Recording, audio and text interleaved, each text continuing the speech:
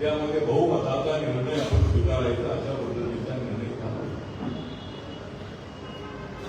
जी सुकाणू समिती होती त्या सुकाणू समितीमध्ये बाळासाहेब आंबेडकर, डोळे साहेब आणि मी होतो. आणि त्या 30 लोकांच्या त्या संविधान समितीमध्ये 23 लोकांनी काँग्रेसला पाठिंबा द्यावा अशा पद्धतीने मतात केलं होतं. त्यानंतर संविधान समितीने सांगितलं की आपण 3 जण अधिकारी निर्णय घ्या.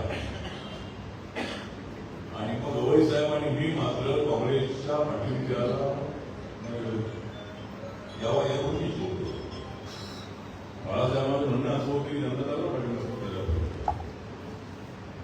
आणि माझा आग्रह असा होता की जर आपला भाजप शिवसेना नंबरिक शत्रू असेल त्या शत्रूला हरवण्यासाठी आपल्याला जनता दलासोबत जाऊन आपल्याला हरवलं नाही तर आपल्याला काँग्रेस पक्षासोबत राहावं.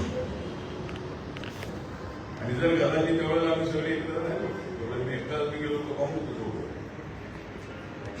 आणि बाळासाहेब आंबेडकर असतील, वाडेसर असतील, खोबरागडे गट असतील हे सगळे गट गेले जनता दलासोबत. तर त्यावेळेला एक रिपब्लिकन अशा पद्धतीचं सरकार एवढं राहा असतं आणि त्यावेळेला आपले 12-15 मंत्री होऊ शकतात.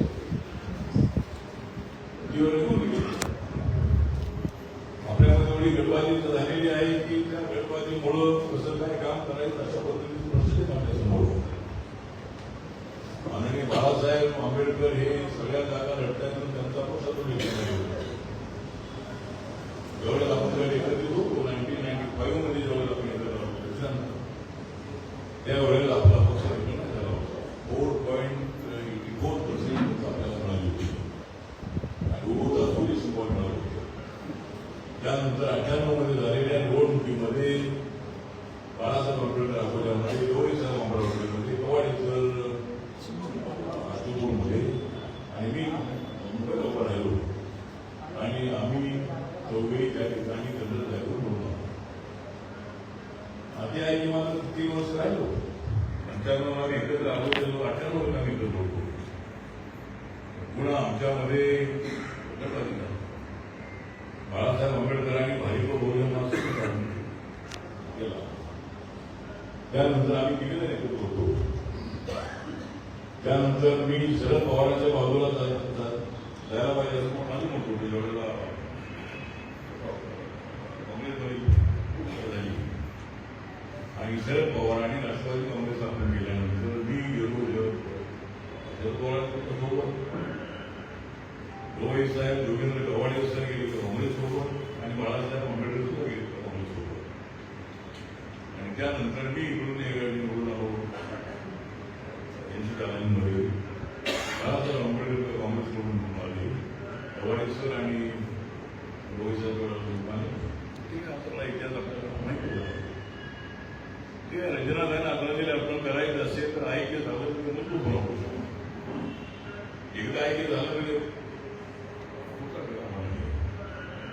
आणि एका जातीच्या मतावर आपल्याला निवडून येता येत नाही अशी परिस्थिती बहुत वेगळं झाली. स्थिती छोट्या मोठ्या आमदारकी खासदारकी फक्त बौद्ध मतावर निवडून येत नाही.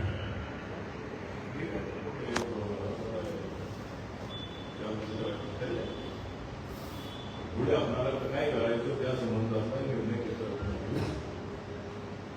आणि गव्हाणे सरांच्या ऐक्याच्या बाजूने सुरू करायचं. बाळासाहेबांच्या मनामध्ये काही शंका असणार आणि त्यांचे म्हणणं बरं आहे की बाबा एकत्र आलो तरी पुन्हा काही केलं पुन्हा कुठल्या तरी कुठल्या मुद्द्यावरती काही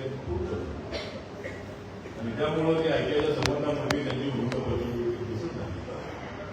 आनंदाला घेऊन आंबेडकर आपल्या आंबेडकर कुटुंबामध्ये सुद्धा ठिकाणी 3 पक्ष आहेत. अशा लोकांचं समान आहे. आंबेडकर फॅमिलीमध्ये जर एक पक्ष असला पाहिजे किंवा आंबेडकर फॅमिली आपण सगळे आंबेडकर फॅमिली आहे ठिकाणी आंबेडकर फॅमिली असं नाही. ठीक आहे, आपण सगळ्यात कुठंतरी बहुजन परिचय आहे. डेमोक्रेटिक सिस्टीम चाललेली होती कामं आहे. आपल्याला माहित आहे की आधी उभे साहेब होते ते माझ्या पक्षाचे उपाध्यक्ष होते. राजा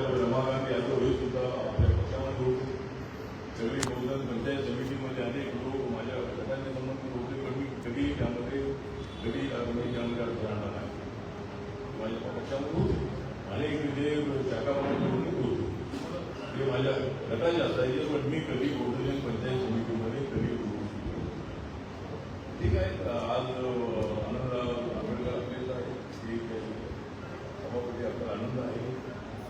हे काम आता अत्यंत डेमोक्रेटिक आहे. मी माझ्या पक्षाच्या कार्यकर्त्यांना सांगितलं की डेमोक्रेसी कशी असेल असावी, बहुजन पंचायत समिती ठीक आहे.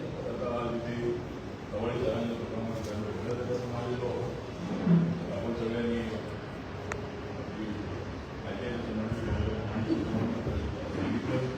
जर एखाद्या सगळे आपण घेत असेल तर माझं मंत्रिमंडळ मला अनुभव असेल तर माझं मंत्रिमंडळ करायचं तयार आहे. मला राज्यसभा मिळाली नसेल तर माझं मंत्रिमंडळ जाणार नव्हतं.